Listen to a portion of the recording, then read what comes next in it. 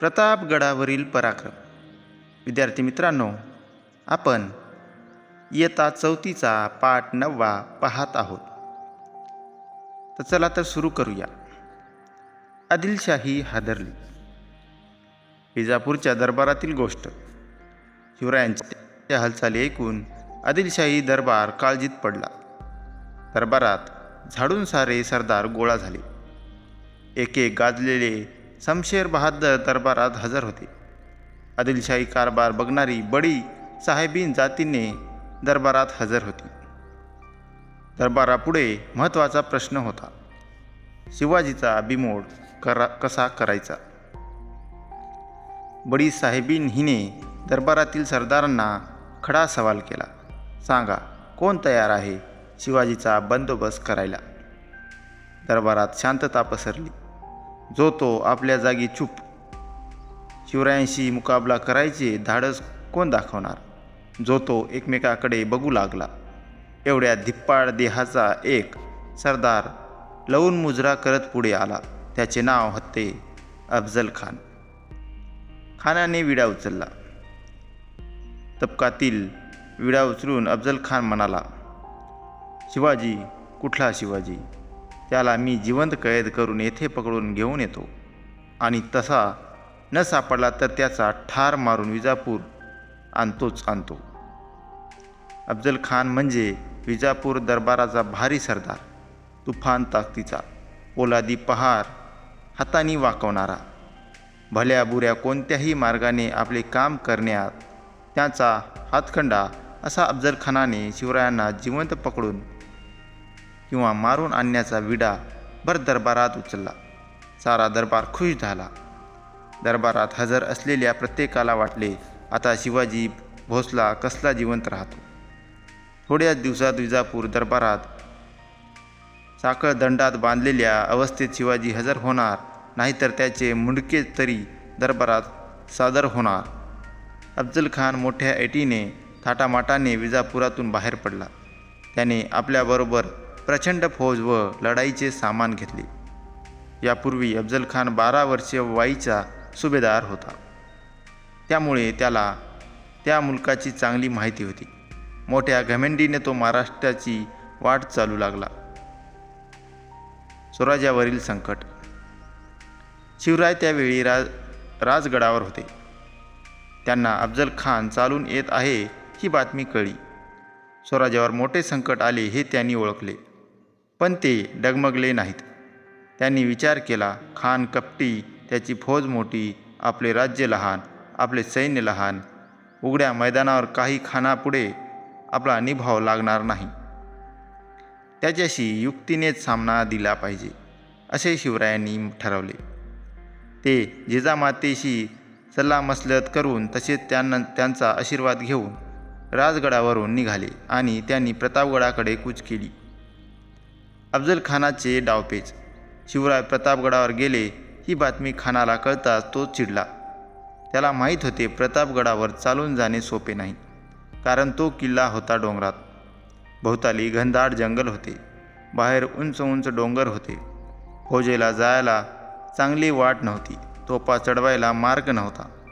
शिवाय तेथे जंगली जनावरांचा तर भयंकर सुळसुळाट होता. शिवरायांनी प्रतापगडावरून उतरून खाली यावे म्हणून खानाने डावपेच खेळण्यास सुरुवात केली. तुळजापूर, पंढरपूर या देवस्थानांना उपद्रव दिला. रयतेचा खूप छळ केला. हे ऐकून तरी शिवराय प्रतापगडा सोडतील व बाहेर येतील असा खानाचा डाव होता. शिवरायांनी खानाचा डाव ओळखला. त्यांनी प्रतापगड सोडलाच नाही. तेव्हा खानाने दुसरा डाव टाकला. प्रेमळपणाचे सोंग घेऊन त्याने शिवरायांना निरोप पाठवला. तुम्ही माझ्या मुलासारखे मला भेटायला या. आमचे किल्ले परत द्या. तुम्हाला मी आदिलशाहीकडून सरदारकी देववितो. शेरा सवार शेर. खान आपल्याशी कपटी डाव खेळतो आहे हे शिवरायांनी झटकन ओळखले. ते सावधगिरीने वागत होते. त्यांनी खानालाच प्रतापगडाखाली खेचून आणण्याचा निर्धार केला. त्यांनी खानाला निरोप पाठवला. खान साहेब, मी तुमचे किल्ले घेतले. मी अपराधी आहे. मला क्षमा करा. आपणच प्रतापगडाखाली भेटायला यावे, मला तिकडे येण्याची भीती वाटते. शिवरायांचा निरोप ऐकून अफजल खान हसला. वाह, बहुत खुशी. आपली दाढी कुरवळत तो म्हणाला. त्याला वाटले, या अफजलखानापुढे शिवाजीची काय विषाद. हा डरपोक माझ्याशी कसली लढाई खेळतो. आपणच जावे आणि भेटीत त्याला चिरडून टाकावे. बस. खान शिवरायांना प्रतापगडाखाली भेटायला तयार झाला. भेट ठरली. प्रतापगडाखालच्या माचीवर भेटण्याची जागा ठरली. दिवस ठरला, वेळ ठरली. भेटीची वेळ.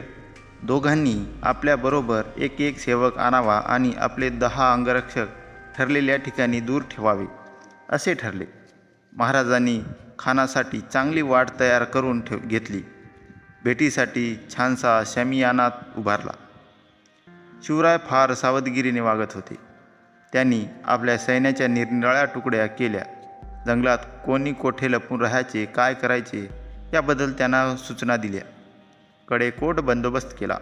खान कपटी आहे, शिवरायांनी त्याची भेट घेऊ नये असे त्यांना काही सल्लागारांनी सांगितले. पण शिवरायांनी खानाला भेटायचे नक्की ठरवले. भेटीची तयारी. भेटीचा दिवस उजाडला. सकाळी शिवरायांनी भवानी देवीचे दर्शन घेतले. थोड्या वेळाने त्यांनी पोशाख करण्यास सुरुवात केली.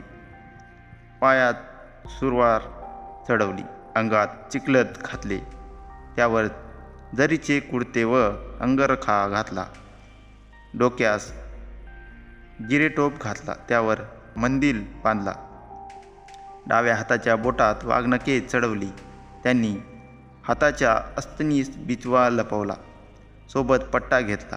शिवराय खानाच्या भेटीसाठी असे तयार झाले. बाहेर सरदार उभे होते. शिवराय त्यांना म्हणाले, गड्यांनो, आपापली कामे नीट करा. भवानी आई यश देणार आहे, पण समजा आमचे काही बरे वाईट झाले तर तुम्ही धीर सोडू नका. संभाजीराजांना गादीवर बसवा, मासाहेबांच्या आज्ञेत वागा, स्वराज्य वाढवा, रयत सुखी करा. आम्ही निघालो. शिवराय निघाले. बरोबर वकील पंताजी गोपीनाथ आणि जिवाजी महाला, संभाजी कावजी, येसाजी कंक, कृष्णाजी गायकवाड, सिद्दी इब्राहिम इत्यादी 10 अंगरक्षक होते. खान शिवरायांच्या आधीच शामियान्यात येऊन बसला होता. मनोराज्य करत होता. त्यांच्या शेजारी बडा सय्यद नावाचा त्याचा हत्यारबंद शिपाई उभा होता. तो पट्टा चालवण्यास मोठा पटाईत होता. शिवराय शामियान्याच्या दरवाजाजवळ आले. बडा सय्यदकडे पाहताच ते तेथेच उभे राहिले. खानाने महाराजांच्या वकिलाला विचारले, शिवाजीराजे आत का येत नाहीत? वकील म्हणाला, ते बडा सय्यदला भितात, त्याला तेवढा दूर करा. बडा सय्यद दूर झाला. शिवराय आत गेले. खान उठून म्हणाला, या राजे, भेटा आम्हाला.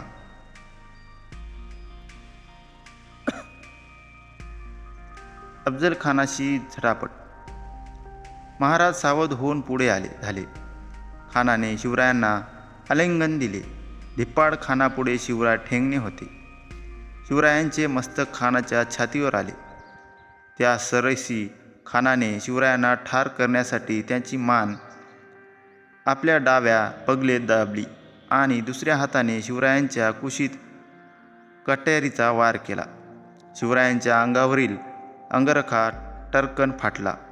अंगरख्याखाली चिखलत असल्यामुळे शिवराय बचावले. त्यांनी खानाचा डाव ओळखला. अत्यंत चपळाईने त्यांनी खानाच्या पोटावर वाघनखाचा मारा केला. डाव्या हाताने अस्तनीत लपवलेली बिचवा उजव्या हाताने काढून त्यांनी तो खसकन खानाच्या पोटात खुपसला. खानाची आतडी बाहेर पडली. खान कोसळला. एवढ्यात त्याचा वकील कृष्णाजी भास्कर पुढे आला. त्याने शिवरायावर तलवारीचा वार केला, पण शिवरायांनी पट्ट्याचा एका हातात त्याला ठार केले. ही खणाखणी ऐकून बडा सय्यद शामियान्यात घुसला. तो शिवरायावर वार करणार तेवढ्यात जिवाजी महाला धावून आला. बडा सय्यदचा वार आपल्या अंगावर घेऊन जिवाजी महालाने एका घावात त्या जागच्या जागी ठार केले. होता जीवा म्हणून वाचला शिवा, अशी म्हण पुढे रूढ झाली. यावेळी झालेल्या संघर्षात संभाजी कावजी मोठा पराक्रम केला. अफजल खानाच्या फौजेची दानादान. विजयी शिवराय गडावर गेले. इशाऱ्याची तोफ झाली. शिवरायांचे सैन्य इशाऱ्याची वाटच बघत होते. तोफ होताच झाडीत लपवून राहिलेले शिवरायांचे सैन्य खानाच्या फौजेवर तुटून पडले. खानाच्या फौजा बेसावध होत्या. त्यांना पळायलाही वाट सापडेना. मराठ्यांनी जोराचा पाठलाग केला आणि खानाच्या फौजेचा धुव्वा उडवला. अफजल खानाचा मुलगा फाझल खान कसा बसा निसटला व विजापूरला पोहोचला. त्यांनी सांगितले की बातमी ऐकून विजापुरात हाहाकार उडाला. विजापुराचा सर्वात बलाढ्य सरदार शिवरायांनी हा म्हणता धुळीस मिळवला. शिवरायांचे नाव सगळीकडे टुमटुमले. त्यांच्या पराक्रमाचे पोवाडे सह्याद्रीच्या कडेकपारीतून घुमू लागले.